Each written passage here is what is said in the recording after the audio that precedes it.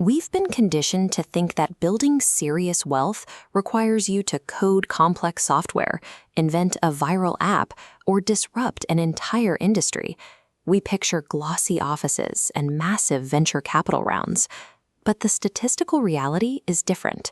The highest probability of building a multi-six-figure income doesn't come from tech innovation. It comes from mundane, unglamorous utility businesses. This chart compares the 5-year survival rate across industries. Half of digital startups fail, but local services hold incredibly high success rates. Laundromats sit at a 94.8% survival rate. This massive statistical advantage means trading social prestige for highly predictable, localized demand. You don't have to convince anyone that their clothes get dirty, pests always come back, and trash always piles up. The demand is baked into the messy realities of everyday life. Business safety and the long-term wealth that follows it come from market necessity, not cultural relevance or a carefully curated aesthetic. This is where most aspiring entrepreneurs get stuck. We can call it the Daniel persona. Daniel spends hours online searching for the perfect idea, a personal brand, an online store, a podcast, something that looks professional and impressive on social media. Because none of those ideas ever feel quite perfect, he does nothing. Over a few years, he'll easily spend tens of thousands of dollars on subscriptions and eating out, while generating zero assets. Handing someone a list of 20 profitable, boring businesses doesn't solve this paralysis. Without knowing how to match a business to your specific resources, a list is just more noise. To bypass that trap, this decision tree filters those businesses based on strict logical constraints, the exact amount of capital and time you have available today.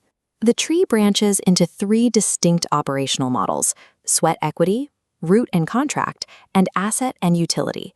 Success is about perfectly matching one of these models to your current financial and personal constraints, rather than picking the best business from a random list.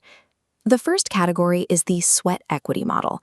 This includes manual services like pressure washing, mobile auto detailing, appliance repair, and pet waste removal. Looking at the matrix, the inputs here are heavily skewed toward physical effort. You can start these businesses with less than $5,000. You are the primary laborer and the primary salesperson. The immediate outcome is speed.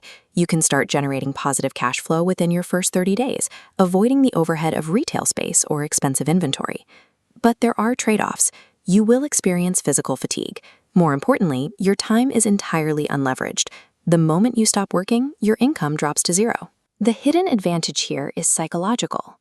Being willing to knock on a neighbor's door and tackle dirty, exhausting jobs removes the vast majority of your local competition. Sweat equity is the most accessible vehicle to leave a day job, as long as you accept that you are trading your ego and your physical energy for immediate cash. The second category is the route and contract model.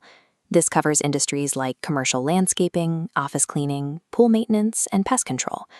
Returning to the matrix, the operational input here shifts. Instead of chasing single-pay jobs, your priority is acquiring automatic monthly renewals. The primary outcome is stability. 85% of residential income in pest control, for example, comes from service contracts. You build a predictable, recession-resistant baseline of recurring revenue.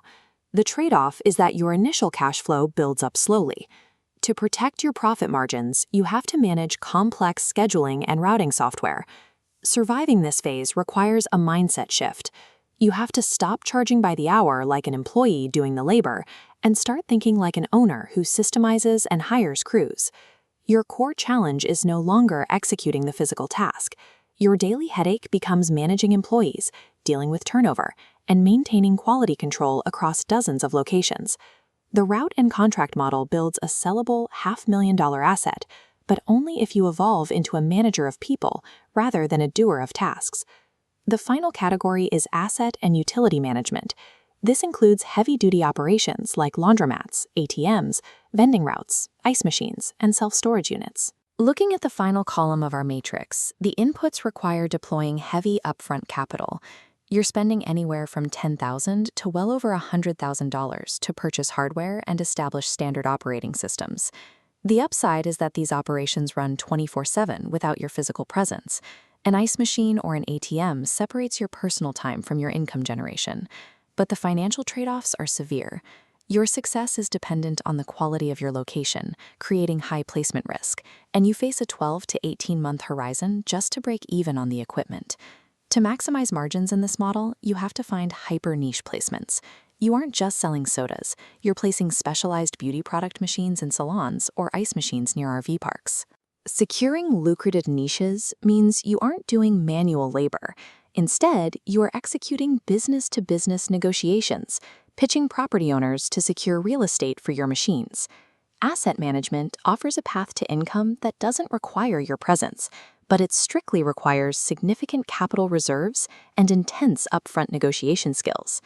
Knowing the mechanics of these three categories is useless unless you map them directly to your own wallet and your own schedule. This scorecard clarifies these options.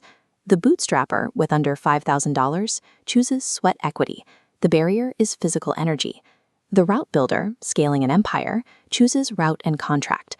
The barrier is managing people. The capital investor chooses asset management. The barrier is negotiating locations.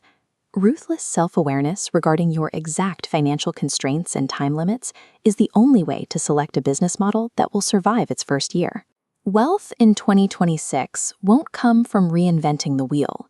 It comes from superior, consistent execution of existing, proven models. The greatest competitive advantage isn't a university degree. It's the simple willingness to do what others are too proud to touch.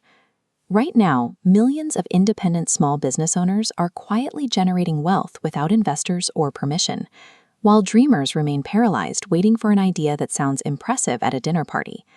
Stop waiting.